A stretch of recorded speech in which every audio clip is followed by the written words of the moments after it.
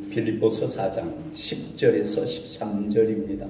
10절에서 13절 시작. 내가 주 안에서 크게 기뻐함은 너희가 나를 생각하던 것이 이제 다시 싹이 나미니 너희가 또한 이를 위하여 생각은 하였으나 더 없었느니라. 내가 궁핍함으로 말하는 것이 아니라 어떠한 형편에든지 나는 자족하기를 배웠노니 나는 비천에 처할 줄도 알고 풍부에 처할 줄도 알아. 모든 일 곧 배부름과 배고픔과 풍부와 궁핍에도 처할 줄 아는 일체의 비결을 배웠노라. 내게 능력 주시는 자 안에서 내가 모든 것을 할 수 있느니라. 아멘. 13절 다시 같이 크게 읽습니다. 시작. 내게 능력 주시는 자 안에서 내가 모든 것을 할 수 있느니라. 하늘이 열고 보소서. 이곳에 임재하소서. 주님을 기다립니다. 기도의 향기가 하늘에 닿으니 주여 임재하여 주소서. 이곳에 오셔서 이곳에 앉으소서. 이곳에서 드리는 예배를 받으소서.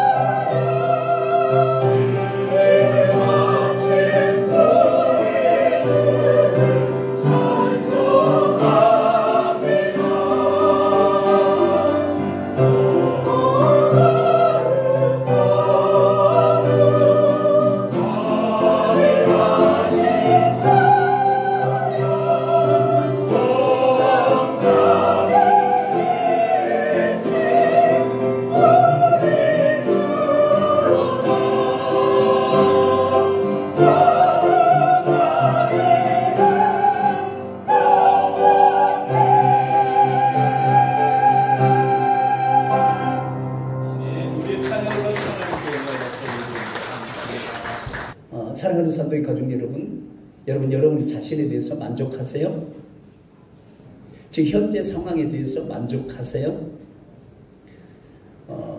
다른 방향에서 한번 같은 질문을 다른 방법으로 한번 여쭤볼게요. 지금 여러분 가운데 감사한 마음이 있으세요? 삶의 활력소가 되는 기쁨이 있으십니까? 오늘 예스라고 진심으로 마음으로 또 입술로 고백하신 분이 계실 거고 또 노라고 그렇게 대답하신 분이 계실 거예요. 하나님도 아시지만 지금 내 형편을 보세요. 지금 기뻐할 수 있겠는가, 만족할 수 있겠는가, 감사할 수 있겠는가. 주님 다 아시잖아요. 목사님도 아시잖아요. 막 그러면서 그러고 싶을 거예요. 그런데 여러분 조금 수고스럽겠지만 예스라고 대답하신 분들은 무엇이 그렇게 만족하세요? 거기에 대해서 한번 설교 말씀을 들으면서 기록해 보시죠. 무엇이 그렇게 기쁘세요? 무엇이 그래 감사하세요? 그러면 만족하니까 미래에 대한 무슨 계획이나 꿈은 없으세요? 그걸 한번 기록해 봤으면 좋겠고요. 노라고 대답하신 분은 그렇게 적어놨으면 좋겠어요.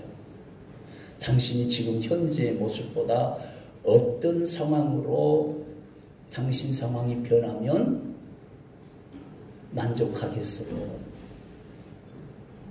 그리고 그것을 한번 기록해보고 오늘 말씀을 듣고 정리하는데 왜 오늘 나는 만족함을 느낄까에 대한 원인을 말씀 속에서 한번 찾아보세요. 그리고 왜 나는 만족하지 못할까? 오늘 말씀 속에서 한번 찾아보세요. 오늘 성경 본문 말씀에 보면은 여러분 참 중요한 말씀이 있습니다. 본문 말씀을 우리말 성경을 한번 읽어볼 수가 있을까요? 우리 자녀들하고 같이 오늘 예배를 드리기 때문에 자녀들 세대를 위해서 우리말 성경을 한번 준비해봤습니다. 그냥 한번 쭉 읽어보세요. 있는 그대로 같이 읽어요. 시작. 내가 주 안에서 크게 기뻐하는 것은 여러분이 나를 위해 생각하던 것이 이미 싹이 났기 때문입니다. 이에 대해 여러분이 관심은 있었지만 표현할 기회가 없었습니다. 내가 궁핍함으로 이런 말을 하는 것이 아닙니다. 나는 어떤 처지에 있든지 자족하는 법을 배웠습니다.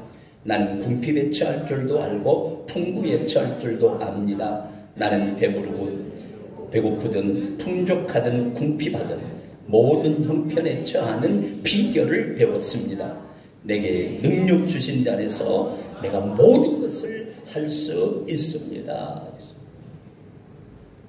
여러분 바울이 빌립보 교회에 이 서신을 보낼 때는 로마 감옥에 갇혀있는 상황입니다. 3차 선교행까지 다 끝나고 내가 예루살렘에 올라가서 동족에게 복음을 전한 다음에 내가 로마도 보아야 하리라. 이것이 사도 바울의 전도 계획입니다. 그래서 성령으로부터 온 것입니다. 하나님의 뜻에 의한 것입니다. 그래서 결국은 예루살렘에 올라가서 체포되어 비참하게 멸시받으면서 재판 상황 가운데서 사형 언도에 넘겨질 수밖에 없는 그런 상황입니다. 그런데 바울은 로마 시민권을 가지고 있습니다. 그래서 가이사에게 항소를 합니다. 왜? 로마에 가기 위해서. 그래서 죄인의 몸으로 로마에 가는데 죄인의 몸으로 로마에 가는 데 있어서 가이사에게 항소했다고 하는 것은 합법적으로 무사히 로마에 정착하기 위한 하나님의 섭리 속에서 발휘한 하나의 사도 바울의 지혜입니다. 로마의 감옥에 갇혔습니다. 근데 로마 감옥에서 이 편지를 쓰는데 사실은 빌립보 교회는 그리스의 유럽에 세워진 첫 번째 교회 아닙니까? 그래서 빌립보 교회가 굉장히 중요하죠. 빌립보 교회에서 자주장사 루디아도 만나게 되고 빌립보에 가서 전도하다가 감옥에 갇히게 되고 감옥에서 일어난 어마어마한 찬송과 기도의 역사가 이방인 세계에 그대로 나타남으로 말미암아 거기서 얻은 간수라든지 그에 속한 모든 그 가족들이 권력 친지들이 빌립보 교회의 개척 멤버가 되어서 복음으로 아름답게 세워진 교회가 빌립보 교회입니다. 근데 빌립보 서신을 통해서 보면은 빌립보 교회 굉장히 중요해요. 바울이 그렇게 고생하면서 선교 사역을 통해서 교회도 세우고 어마어마한 역사를 예수 그리스도 이름으로 일으켰음에도 불구하고 바울이 막상 선교 여행을 하면서 어려움을 당했을 때 돌아본 교회가 없었습니다. 돌아본 사람들이 없었습니다. 그러나 빌립보 교회만큼은 사도 바울의 선교에 필요한 모든 것들을 공급해 줬습니다. 그런데 여러분들, 일이 길어지게 되면은 그런 경우가 많아요. 빌립보 교회의 공급도 끊겼습니다. 가장 힘들고 어려운 시기에 끊겼습니다. 여러 가지 사정이 있었을 것입니다. 그런데 어떤 상황인지 에바브라 디도를 바울에게 보냅니다. 바울이 쓸 모든 것을 보낼 뿐만 아니라 연세가 들어가는 사도 바울을 서포트하기 위해서 바울을 수발들게 만듭니다. 심지어 에바브라 디도는 자기 몸에 병이 생길 만큼 착실하게 자기 사명을 감당하기 위해서 사도 바울을 보호하기 위해서 병들어 죽게 된 상황까지 이르게 됩니다. 이런 근심스러운 상황을 빌립보 교회에 알리지 않기 위해서 바울이 기도하고 얼마나 참으로 어려운 가운데 에바브라 디도를 위해서 치유를 위한 힘쓰고 있는 상황이 있었는지 몰라요. 그런데 다행히 하나님께서 그를 죽이지 않고 살려내셨다. 그러니까 그때 이제 이 빌립보서를 보십시오만은 그것을 기뻐하고까지 이렇게 편지로 보내는 것을 보게 됩니다. 여러분 보십시오. 1장부터 쭉 펼쳐지는 그 상황을 보면 기가 막힙니다. 빌립보 교회를 생각할 때마다 감사가 돼요. 빌립보 교회를 위해서 기도할 때마다 기쁨이 넘치는 거예요. 왜 그런가? 빌립보 교회가 모범적인 교회가 되었을 뿐만 아니라 처음부터 복음 안에서 교제하며 복음을 위한 일에 참여했다. 복음을 위한 일에 참여했다고 하는 말은 굉장히 중요한 얘기입니다. 복음을 위한 일에 참여했다고 하는 것은 선교하는 일에 있어서 총력을 다했다고 하는 말입니다. 사도 바울의 이방인 선교로서 이방인 선교하는 데 있어서 전력을 다 기울였다고 하는 것입니다. 그래서 사도 바울은 빌립보 교회에서 공급했다고 해서 그것이 충분하겠습니까? 그러나 관계가 없습니다. 왜냐하면 선교라고 하는 것은 하나님이 하시기 때문에 그렇습니다. 성령이 너희에게 임하여야 갈 수 있는 게 전도 현장입니다. 성령이 임하지 아니하면 아무리 선교 훈련을 받고 전도 훈련을 받고 전도 프로그램을 짜고 전도 이벤트를 행하고 전도 행사를 통해서 어마어마한 잔치를 벌인다 할지라도 거기에 진정한 의미에서의 생명의 역사는 나타나지 않습니다. 여러분 만약에 물질적인 후원과 완벽한 시스템을 갖춰서 서포트를 해야 선교가 이루어졌다고 하면은 현재 세계 선교의 문제는 이렇게까지 왕성하게 능력 있게 복음의 절대 능력을 행하며 앞으로 전진하지 못했을 것입니다. 여러분, 맨 처음에 선교는 이방인의 선교사로 사도 바울이 부름받기 이전에 예루살렘에서 온 유대로 사마리아 땅으로 땅끝까지 흩어졌던 고난받는 성도들, 다음 끼니가 걱정되는 가난한 사람들, 오늘 저녁에 어디서 유숙해야 될지 분명하지 않는 그런 곤란한 상황에 처해 있는 그 사람들이 그 고난 가운데서 예수 그리스도의 생명력이 작동하고 이러한 고난 상황에서도 하나님께서 이끄시며 확장되어가는 하나님의 나라와 하나님을 바라보면서 예수 그리스도께 시선을 집중시켰을 때에 다시 재림할 때 우리가 영광스럽게 변화되어 주님처럼 영화롭게 되어 하나님 나라를 상속한다고 하는 그런 소망 가운데서 우리 주님 곧 오십니다. 예수 그리스도는 우리 죄를 대신 십자가에 못 박혀 죽으셨고 부활하여 살아계시고 그리고 승천한 성령을 보내주심으로 우리와 함께 하셔서 오늘 부활하여 살아계신 그 예수 그리스도, 십자가에서 우리의 죄의 문제를 해결하신 그 예수 그리스도, 다시 오셔서 우리를 영접하여 주님 있는 그곳에 우리를 이끄실 그 주님을 기대하며 그의 복음을 전하고 있습니다 라고 하면서 한 끼니 보장되지 않는 상황 속에서 오늘 밤 잠자리가 보장되지 않는 가운데서 소위 말하는 흩어진 나그네 쫓겨간 자, 생명 유지를 위해서 핍박을 피하여 신앙의 자유를 위해서 곳곳으로 흩어졌던 그런 디아스포라들, 유대인들은 고정관념에 매여서 유대인들에게만 복음을 전합니다.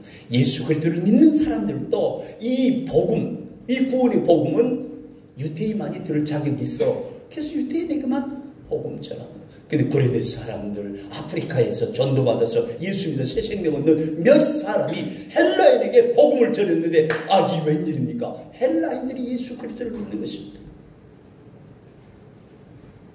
그래서 안디옥 사건입니다. 그래서 예루살렘 교회가 그 소식을 듣고 바나바를 목회하라고 목회자로 파송한 것입니다. 그런데 바나바는 권위자라고 그러지 않습니까? 전형적인 목회자예요. 사람을 세우는 사람, 사람을 살리는 사람이에요. 여러분, 사역자도 보면 일 중심의 사역자가 있고 사람 살리는 중심의 사역자가 있습니다. 목회자 중에도 그렇습니다. 어느 것이 옳다 그렇다 그렇게 말할 것이 아니라 하나님의 부르심에 의해서 그렇게 각각 사역하는 것입니다. 예루살렘 교회가 바나바는 착한 사람이라서 권위자라고 그랬습니다. 그리고 인간적인 욕심이 없는 그 사람이었습니다. 성령의 역사 속에서 예루살렘 교회가 어려움을 당할 때, 그 어려움이라고 하는 것은 어떤 어려움이에요? 이방 세계에서 있던 흩어진 그런 유대인들이 오순절 명절 지키러 왔다가 성령의 기름 부으심을 받고 예수 그리스도의 복음을 듣고 회개하여 갑자기 이루어진 그 교회. 그래서 예루살렘 근처에 사는 사람들보다는 16개국에서 온 디아스포라 그 성도들이 더 많은 교회가 예루살렘 교회였어요. 그럼 그 교회 공동체가 함께 먹고 살기 위해서는 결국은 영적인 흐름이 성령의 감동 속에서 모든 성도들이 자기 것을 자기 것이라 하지 아니하고 사도들의 발 앞에 내어놓고 모든 사람이 필요에 의해서 사용하도록 그렇게 했다. 그것은 결국 뭡니까? 이방 세계에 흩어져 있는 유대인들, 디아스포라들이 예루살렘에 오순절 명절을 지키러 왔다가 성령께서 진짜 감동하심으로, 역사하심으로, 기름 부으심으로 말미암아 예수 그리스도의 복음이 증거될 때 예수 그리스도를 믿고 회개하는 예루살렘 교회를 이룬 것입니다. 그래서 고국으로 돌아가는, 고국이 아니죠. 고향으로 지금 살고 있는 곳으로 돌아가지 못하고 공동체를 이룬 것입니다. 그래서 한때는 막 그런 갈등도 있었잖아요. 헬라파 그 과부들과 히브리파 과부들 간의 이 어떤 갈등. 그것은 사람의 부패성이 아니라 그럴 수밖에 없잖아요. 히브리파 과부들은 거의가 서로 알고 지내면서 형편을 알잖아요. 그러니까 국제하고 공급하니까 너무너무 쉬운 거예요. 그러나 헬라파 흩어져 있는 헬라 문화권에 살다 온 그 히브리 과부들은 잘 알지 못하니까 누락될 수가 있다고 말해요. 구제하는데. 그래서 갈등이 있어요. 그때 물론 사도들이 그걸 딱 정리합니다. 이것은 우리들의 실수다.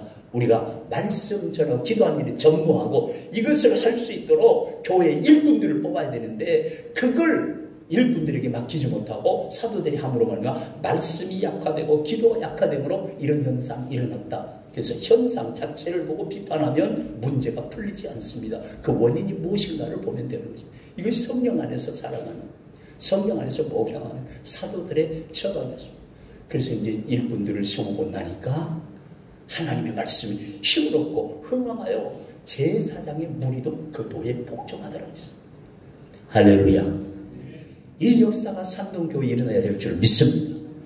저 신축 조날개 예배당에 입당하며 본격적으로 그 시대가 열릴 때에 그러한 역사가 중국교회 그대로 영향을 주어 그들이 산동성 전체 교회에 영적인 책임을 지고 기준점이 되는 교회로 역사 속에 우뚝 설 때 우리 산동 한인교회 사명 기본은 다 하는 것입니다. 그런데 여러분 보십시오. 바나바는 이러한 영적인 흐름 속에 맨 먼저 앞장서서 그것을 진행했던 사람입니다. 바나바는 자기의 모든 것을 바로 사도들의 발 앞에 두었다고 그랬습니다. 그래서 모든 사람들이 쓰기에 편리하도록 필요한 대로 쓰도록 그렇게 했습니다. 그러니까 당연히 목회자는 이러해야 돼요. 이방 세계에서 목회를 해야 될 사람은 이런 바나바 같은 분이야. 그래서 바나바를 보냈습니다. 근데 바나바는 역사의 흐름을 아는 성령 충만하니까 이방인의 사도로 사울을 세웠다는 것을 알게 돼요. 그래서 다소에 가서 사울을 만납니다. 여차저차해서 이렇게 가는데 안디옥은 이방 세계 아닌가? 당신은 이방인의 사도로 부르심 받았지 않습니까? 그러니까 같이 갑시다. 그렇게 바나바가 가서 안디옥에서 그렇게 1년 동안 가르쳤더니 그때 비로소 무슨 용어가 생겼는가? 크리스티아누스. 따라서 합시다. 크리스티아누스. 다른 건 몰라도요. 헬라어 중에 크리스티아누스는 그리스도인이란 말이에요. 그리스도께 속한 자, 그리스도께 붙어있는 자, 그리스도 인하여 산 사람, 그리스도의 사람, 그런 닉네임이 붙은 거예요. 물론 처음에 사용할 때는 우리 한국에서 흔히 말하는 대로 예수쟁이들 그런 것처럼 불명예스러운 그들을 조롱하는 말로 그렇게 쓰여졌습니다. 여러분 보십시오. 십자가도 그렇지 않습니까? 부끄러움의 십자가 아닙니까? 그러나 이제는 영광의 십자가입니다. 주님이 십자가에 못 박혀 죽으심으로 우리 인간의 모든 문제가 해결되되 죄의 문제가 해결되고 죄로 말미암아 있어지는 재앙과 저주와 질병과 사망과 사탄의 세력과 지옥의 권세를 완전히 깨뜨리고 우리로 하여금 예수 생명으로 새롭게 되어 하나님의 자녀된 권세를 가지고 하나님 나라의 영원한 상속자가 되게 하셨으니 이제는 그 부끄러운 수치의 십자가가 우리 그리스도인들에게는 영광의 십자가가 된 것처럼 크리스티아누스 아무에게나 붙일 수 없는 그러한 닉네임 크리스티아누스. 옆에 분 따라서 옆에 분에게 한번 경계하십시오. 당신은 그리스도인입니다. 시작. 당신은 그리스도께 속한 자입니다. 당신은 그리스도와 연합된 자입니다. 이 역사는 이런 겁니다. 여러분, 선교 역사에 있어서 선교의 훈련이 필요하지 않습니다. 무슨 말이냐고요? 크리스티아누스라고 하는 그 이름이 그리스도인들에게 붙여지자마자 성령께서는 감동해서 바나바와 바울을 따로 세워서 선교 현장으로 보내라고 말합니다. 사랑하는 산도의 가족 여러분, 여러분이 예수께 속하심을 믿으시면 아멘 하십시오. 예수 없이는 못 사는 사람인 것을 인정하시면 아멘 하십시오. 그러면 여러분은 전도하기에 충분한 것입니다. 선교하기에 충분한 것입니다. 어떤 사역을 해도 모자람이 없다는 것을 믿으시기를 주의 이름으로 축복합니다. 그래서 성령이 충만하게 되면 성령의 은사가 나타나서 내 능력이 아닌 나를 바라보고 내 자신의 능력을 측정해서 사역하는 것이 아니라 나와 함께 하신 성령으로 말미암아 성령께서 하시는 것입니다. 교회를 여러분이 하려고 하지 마십시오. 성령께서 하시도록 성령님께 여러분의 가장 소중한 자리를 내어주십시오. 나의 가장 귀한 한 자리 오늘 애들 참여하잖아요. 신앙은 어디에 자리 잡는 겁니까? 내 마음의 가장 귀한 자리, 심정서, 우리 마음에 자리 잡는 것입니다. 그 사람 마음이 어떠하면 그 사람의 인격이 어떠한 것입니다. 그 사람의 마음이라고 하는 것은 그 사람의 됨됨이를 말하는 것입니다. 가장 귀한 자리에 주님이 오셔서 내가 그리스도께 속한 자요, 크리스티아누스, 그리스도 없이는 못 사는 그리스도의 책임하에, 그리스도의 보호 아래, 그리스도의 인도 아래. 그 사도 바울은 내가 산 것이 아니라 내 안에 누가 산다? 예수께서 사신다. 여러분, 저는요 사도 바울이 다메섹에서 분명히 예수를 만났기 때문에 시종역일하게 군사는 영적 침체기가 없다고 말한 것이 맞다는 것을 저는 사도 바울을 통해서 목회하면서 성도들의 움직임을 통해 저는 확인하고 있습니다. 그래서 사도 바울은 한순간도 자기 달려갈 길을 멈춘 적이 없다고 말합니다. 왜? 내가 사는 것이 아니라 내 안에 예수가 사니까. 한순간도 영적 전쟁에서 물러선 적이 없다고 그랬습니다. 한순간도 하나님에 대한 신뢰감을 저버린 적이 없다고 말하는 것입니다. 그래서 여러분, 내게 돈이 있느냐 없느냐, 내가 몸이 아프냐 안 아프냐, 이것은 사도 바울에게 있어서는 사치였습니다. 왜? 내가 그리스도와 함께 이미 십자가 못 박혀 죽었는데, 지금 살아있는 거, 육체 가운데 사는 것은 나를 사랑해서 나를 위하여 자기 몸을 버리신 하나님의 은혜로 말미암아 그를 인하여 사는 것인데,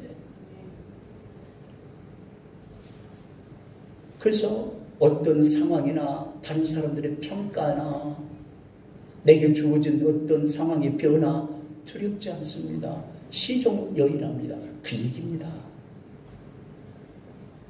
그래서 이제 4장 1절에 보면 이렇게 나오죠. 내가 주 안에서 크게 기뻐하는 것은 여러분이 나를 위하여 생각하던 것이 이미 싹이 났기 때문이야. 왜 이제 왔어? 왜 이제야 보내는 거요? 말하지 않았습니다.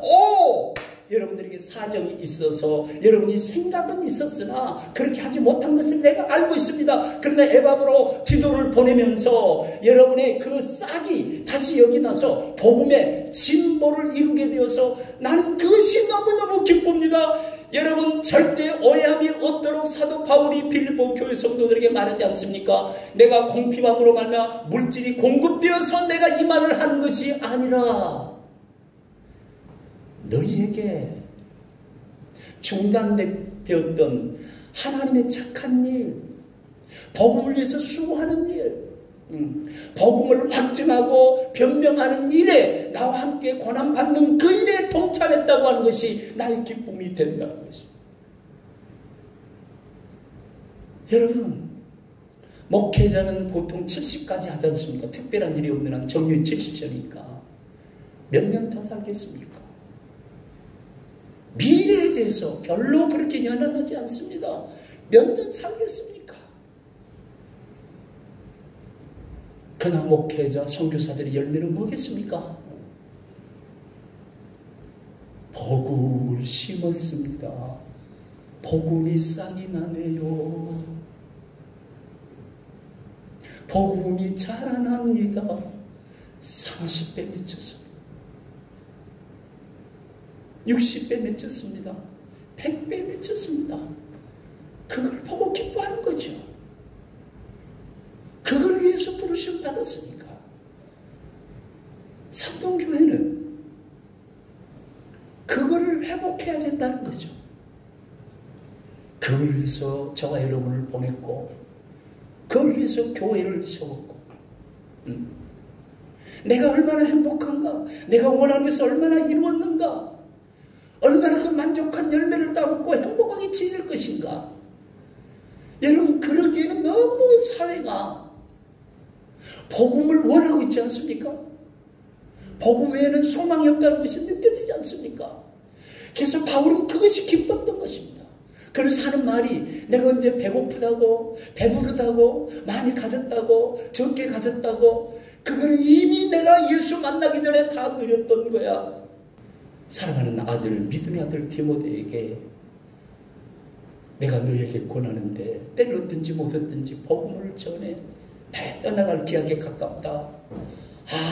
인생이 왜 허무한가? 벌써 내가 떠나갈 기약에 가깝거나 그러지 아니하고, 나의 떠나갈 기약에 가까워. 내가 벌써 관제처럼 부음이 되고 나의 떠나갈 기약에 가까웠으니 내가 지금까지 선한 싸움을 싸우며 나의 달려갈 길을 다 달려왔거든. 이제는 이후로 의의 멸망이 준비되었는데 의로우신 재판장이신 예수께서 나타날 때 나에게 줄 것이다. 근데 나에게만 주겠는가? 아들 디모데야, 너에게도, 네가 목회하고 있는 그 교회에도 성도 한 사람 한 사람 네게 주어질 거야. 그러므로 말씀에 정념해라. 신앙 양심을 지켜라. 마음을 정결하게 가져라. 거짓 없는 믿음으로 살아라. 이것이 네 속에 있는데 애조모로 있어. 어머니 윤희기를 통해서 너에게 있구나. 이것으로 기쁨을 삼고 감사함을 삼았던 게 사도 바울이죠. 사도 바울이 그렇게 얘기한 거예요. 이게 뭔가, 이게 자족이라고 하는 거예요. 절대적인 만족이 하나님께로부터 주어졌기 때문에 상황의 변화에도 낙심하거나 절망하거나 또 우리가 원하는 그 환경에 노예했다 할지라도 그것 때문에 교만하지 않았다. 가난할 때도 비굴하지 않았다. 많이 가졌다고 교만하지 않았다. 이게 자족이란다. 세상 사람들은 다 자기 기준이 있습니다. 다시 묻습니다. 여러분 만족함에 대해서 예스로 대답하신 분들 무엇이 그렇게 만족하신가요? 무엇 때문에? 무엇 때문에 감사한가요? 무엇 때문에 여러분 그렇게 기쁜가요? 그리고 미래에 대한 꿈은 없나요? 노라고 대답하십니다. 어떻게 되었으면 만족하겠어요? 어떻게 되었으면 만족하겠어요? 기록해 보세요. 부자가 되었으면 좋겠어요? 여러분 아니라고 못하죠. 저도 여러분이 부자 되었으면 좋겠어요. 교회 재정도 부자였으면 좋겠어요. 원하는 대로 착착 썼으면 좋겠어요. 여러분 지금 입당 예배 들어놓고 이게 무슨 상황입니까? 우리가 무슨 죄 지었나? 아니에요. 죄 지었고 안 지었고 그것과 상관없이 하나님의 뜻은 그대로 이루어지는데요. 이게 결국 뭐예요? 자족을 훈련시키는 거예요. 여기서 예배드리면 하나님 임재 안 합니까? 새 예배당에 더 좋은 환경에서 예배드리면 하나님이 더 임재하십니까? 신령과 진정으로 예배한다고 하는 것은 두세 사람이 모이더라도 그리스도의 그리스도에 속한 자로 진정한 찬양 속에 인간의 흥이 아니라 감성의 자극이 아니라 지적인 충족이 아니라 하나님이 실존이 임재하셔서 나를 어루만지는데 바로 집에서 나오기 전에 부부싸움했다고 하면 주님이 임재하시면 바로 그것에 화해가 이루어지는 거죠. 하나님 예물을 드리다가 우리가 싸웠나? 어떤 사람과 허물진 것이 생각나거든. 가서 화해하고 와서 예물을 드렸는데 저는 미처 그러지 못했습니다. 그러나 이제 갔다 오면은 늦을 텐데 아니에요. 내가 회개하오니 그 사람 위로하여 주시고 그 사람도 용서해 주시고 하나님 이 시간 회개하오니 용서하여 주시고 우리의 찬양을 받으시고 임재하여 주십시오. 그랬을 때에 내 인생의 실제적인 문제에 개입해서 주님이 답을 주시는 주님은 중요한 말은요 12명 제자 있을 때만 했어요. 5,000명 있을 때는 막 필요하다고 그러니까 그 필요를 위해서 막 고쳐주시기도 하고 가르치기도 하고 선포하기도 하셨어요. 씨를 막 뿌리는 씨를 여기 지금 막 뿌리는 거예요. 막. 그럼 돌짝밭에서 떨어지고 가시밭에서 떨어지고 긴짝밭에서 떨어지고 옥토에서 떨어지고 하나님은 복음을 듣든지 안 듣든지 그래서 선포라니까요. 수용하는 사람이란 하는 게 아니에요. 허비하듯이 복음을 뿌리고 하나님께서 예수 그리스도 독생자를 우리에게 보내주셨을 때는 보내주신다는 그 말은 허비하듯이 보내주셨다는 거예요. 여러분 귀하고 창조주 하나님이신 그 예수님을 허비하듯이 우리에게 보내주셨어요. 왜? 우리의 구원을 위해서. 옥토에 떨어져서 그 씨앗이 떨어져서 싹이 나고 뿌리를 내리고 30, 60배, 100배의 결실을 맺을 그것을 기대하고 허비하듯이 보냈어요. 그래서 자기 백성에게 그들을 구원하기 위해서 오셨지만 자기 백성들이 영접하지 아니했으나 영접하는 자 곧 그 이름을 믿는 자들은 하나님의 자녀가 되는 권세를 주셨어요. 한 사람이라도 복음을 받아서 믿는다면 그것으로 만족하신 하나님이 바로 우리에게 자족하라 말씀하신 그 하나님이십니다. 사랑하는 산도의 가족 여러분, 사도 바울은 오늘 빌립보서 4장 10절 13절까지 결국 하고자 하는 말씀이 뭔가? 여러분들이 복음을 위한 일에 다시 실제적으로 움직이게 돼서 난 너무너무 기쁘다. 이보다 더 기쁜 것이 없다. 그러나 나는 물질을 공부받았다고 하는 말이 아니라 나는 자족하기를 배웠는데, 그러면서 고린도전서, 고린도후서 11장 23절 27절 보면은 기가 막힌 말씀이 있는데 여러분 집에 가서 꼭 읽어보십시오. 얼마나 예수 믿고 사도가 된 것 때문에 멸시받고 천대받고 죽음에 넘겨지고 욕먹고 이 세상 말로 하면 쪽팔리고 얼마나 그랬는지 몰라요. 그러나 그것이 나를 기죽게 하지 못했다. 왜 그런 줄 아는가? 이미 나는 절대 만족인 예수 그리스도로 말미암아 그의 자녀가 되었고 그의 후사가 되었고 그것을 맡아 전하는 영광스러운 직분자가 되었으니 죽음도 나를 막지 못했다. 예수 그리스도만이 길이요 진리요 생명입니다. 모든 문제 해답은 예수 그리스도입니다. 그래서 예수 그리스도를 얻은 자들은 뭐예요? 절대 만족감 속에서 상황이 우리를 무너뜨리지 못한다. 어떤 사람의 평가가 우리를 무너뜨리지 못한다. 그 얘기를 지금 하고 있는 것입니다. 그래서 자족하기를 배우십시오. 이렇게 말합니다. 나는 자족하기를 배웠습니다. 그 비결을 내가 배웠습니다. 어떻게 해요? 하나님께로부터 배웠습니다. 하나님은 오래 참으시사 기다려 주심으로 그 오래 참으심의 자비와 긍휼을 입어서 내가 죄인 중에 괴수요 하나님의 원수를 행했고 교회의 핍박자였습니다. 그 하나님은 오래 참으시고 긍휼히 여기시사 나는 예수 그리스도를 믿고 돌아와 구원함을 얻게 되었습니다. 그래서 하나님의 마음이 얼마나 오래 참으시며 하나님의 놀라운 그 구원 계획에 대한 자족함이 있기에 돌아올 것에 대한 확실한 플랜을 가지고 일희일비하지 않냐고.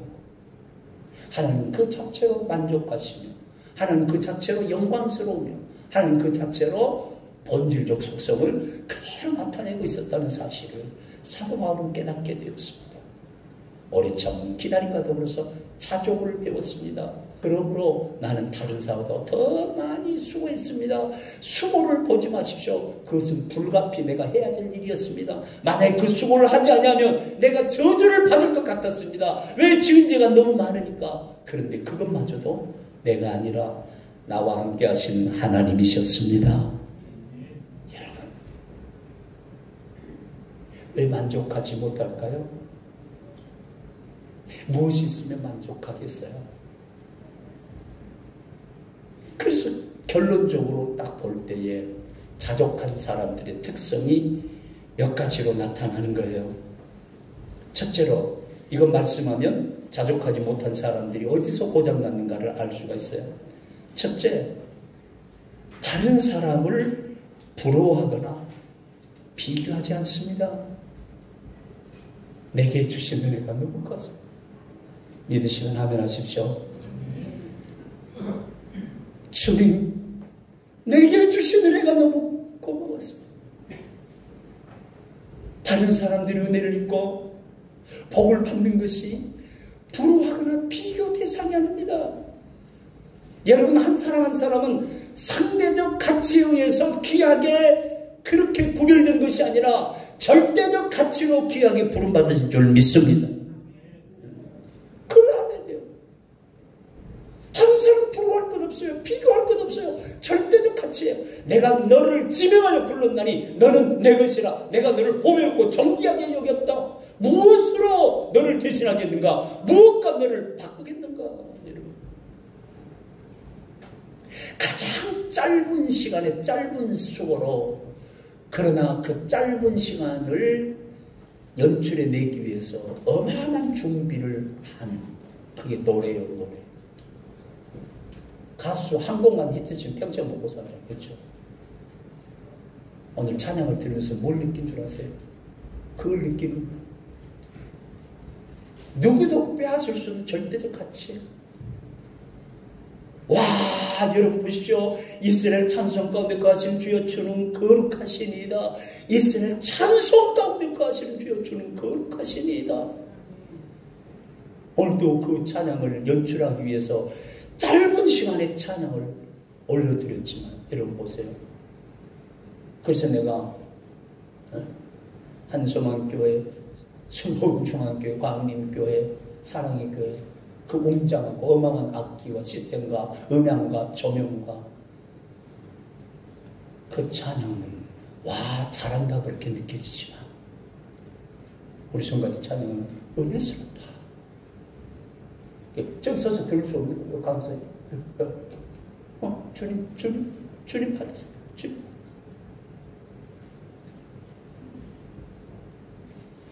이 가치에 사로잡혀 절대 만족하시길 주의 이름으로 축복합니다. 여러분 제가 농담처럼 한 것입니까? 아닙니다. 내가 처음에 우리 교회에 개척하면서부터 얘기했습니다. 나는 존경하는 목사님들이 굉장히 많습니다. 부러운 분이 많습니다. 그러나 바꾸고 싶은 사람은 한 사람도 없습니다. 내가 받은 은혜가 너무 크기에 그거 뺏길까봐 이 비밀을 누가 알겠냐고, 누구한테 얘기 안 들어 알겠느냐고요. 주님과 나 사이의 비밀 누가 알겠느냐고요. 그게 자족이에요. 그게 만족이에요. 저만 그럴까요? 진짜 예수 만난 사람은 그런 거예요. 성품 여행이 힘듭니까? 여러분에게 제가 양해 말씀 하나 드릴게요.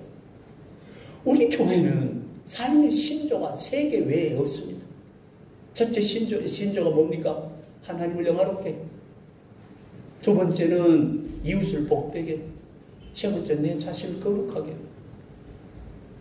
그를 선포한 원년에는 하나님을 영화롭게 예배에 대해서 강조했습니다.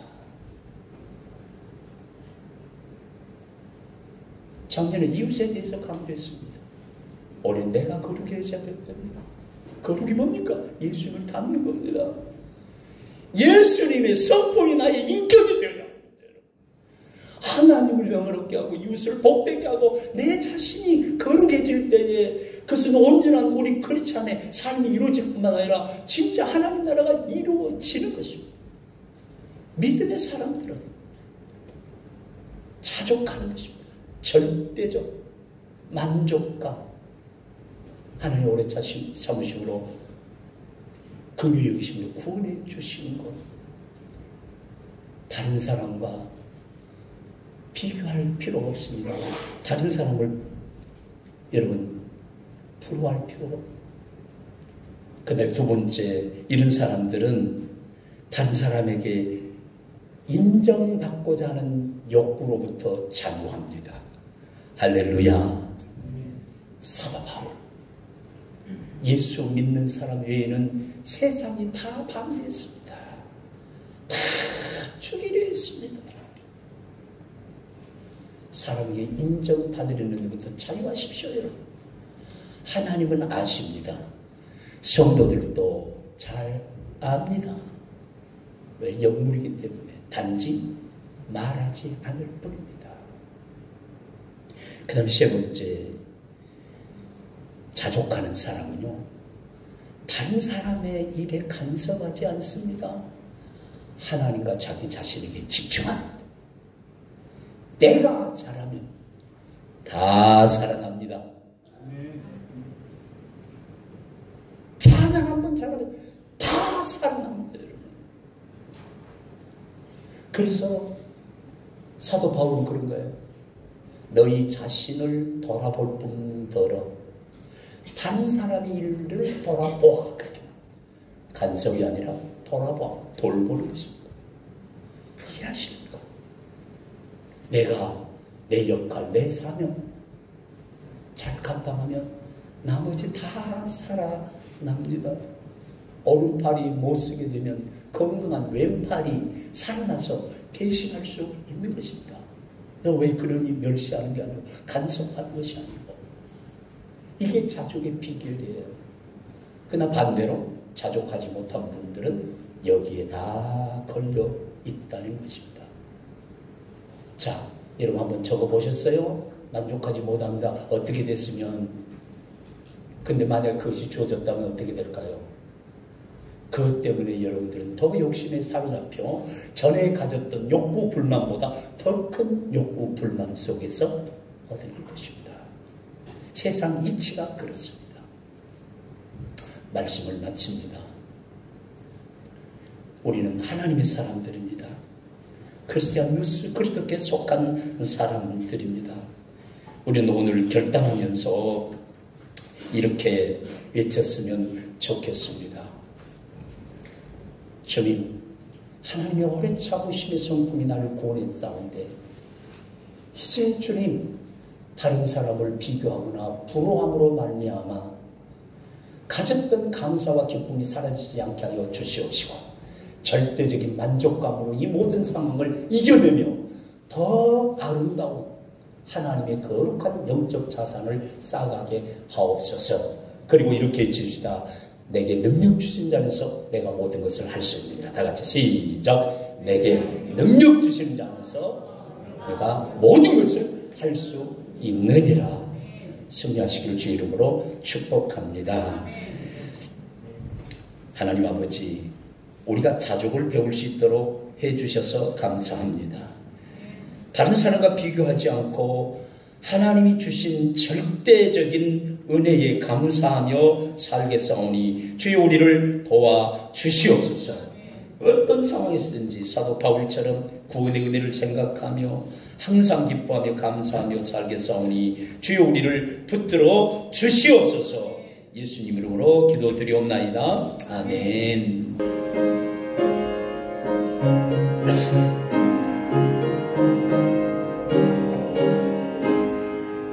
내 영혼에 햇빛 비치니 조그 영광 찬란해. 이 세상 어떤 빛보다 이리 더 빛나네. 주의 영광 빛난 밤새 내게 비춰 주시옵소서. 그 밝은 얼굴 배울 때 나의 영혼 기쁘다. 내 영혼에 노래 있으니 주여 찬양합니다. 주여 귀를 기울이시사 다 믿고 계시네. 주의 영광 빛난 밤새 내게 비춰 주시옵소서. 그 밝은 얼굴 배울 때 나의 영혼 기쁘다. 내 영혼에 봄날 되어서 그 함께 하실 때 그 평화 내게 깃들고 그 은혜 꽃피네. 주의 영광 빛난 밤새 내게 비춰 주시옵소서. 그 밝은 얼굴 배울 때 나의 영혼 기쁘다. 내 영혼에 희락이 있고 큰 소망 넘치네.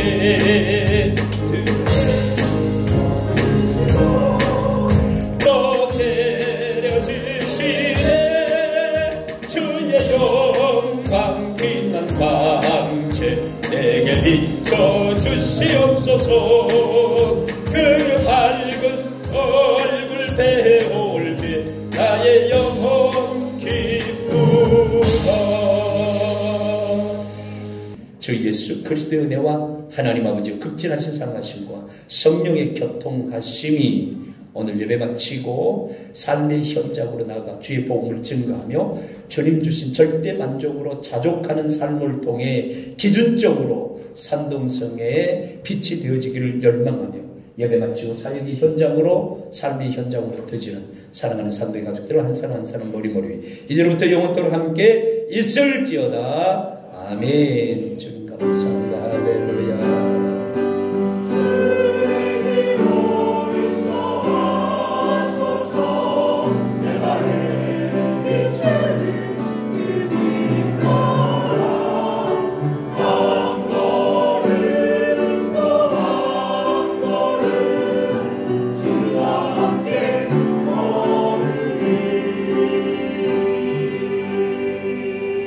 우리 예배를 받으신 하나님께 영광의 박수 올려드리고요. 그리고 교제하시면서 인사하시고 이렇게 사랑의 교제를 나누시기 바랍니다. 난 예수로 충만하네. 난 예수로 도와줘야 되겠어. 나를 뭘 도와드릴까?